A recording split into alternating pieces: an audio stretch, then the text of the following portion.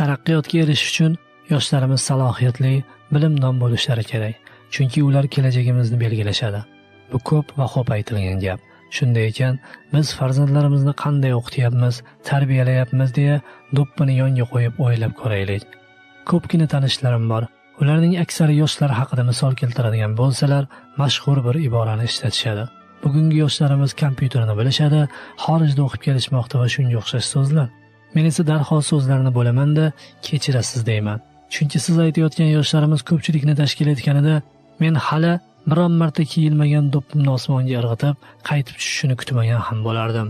Axir ko'rmayapsizmi? Bitta bola kompyuterda foydali bir ish bajarsa, uning oldida o'sha kompyuterda o'tiradigan 5 ta bola asosan nomaqbul o'yinlar bilan vaqt o'tkazishmoqda. Bilgan narsalar ham asosan shu o'yinlarga qaratilgan nazariya. Keyin bir muhim narsa borligini ham unutmaslik lozim.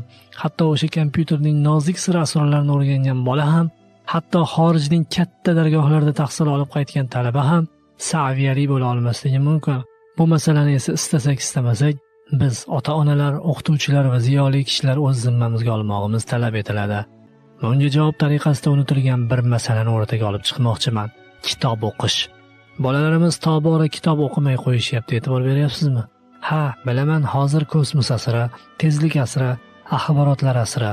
Ammo kitobning insoniyat tarixida o'rni beqiyos ekanligini, uning o'rnini hali zamon biron bir narsa bosa olmasligini internetni o'ylab topgan davlatlarda ham e'tirof etishmoqda. Yaqinda o'zim o'qidim bir joyda. Mashhur psixolog Jon Sauz o'zining 1000 yilda jamlagan bahor asarida quyidagi jumlalarni hammaga tushuntiradi. Shu paytgacha odamlar internet har qanaqa axborot tizimini ortda qoldirdi deb ta'kidlashayotgan edi. Aslida undoq emas, chunki internet tabiiy jihati bilan kitob va gazetaning o'rnini bosa olmaydi. Bunga eng yorqin misol shuki, gazetalarning minglab saytlari bor. Shu saytlar orqali odamlar o'sha gazetani qog'ozsiz ko'rinishda o'qish imkoniyatlari bor. Ammo men hali biron bir gazetani sayt ochgani uchun odamlar olmay qo'yibdi.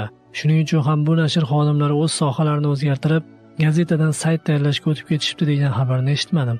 Aksincha, avvaliga sayt tashkil qilib, so'ngra uni gazeta ko'rinishiga keltirgan va shuning oqibatida boyib ketgan shaxslarni bilamiz.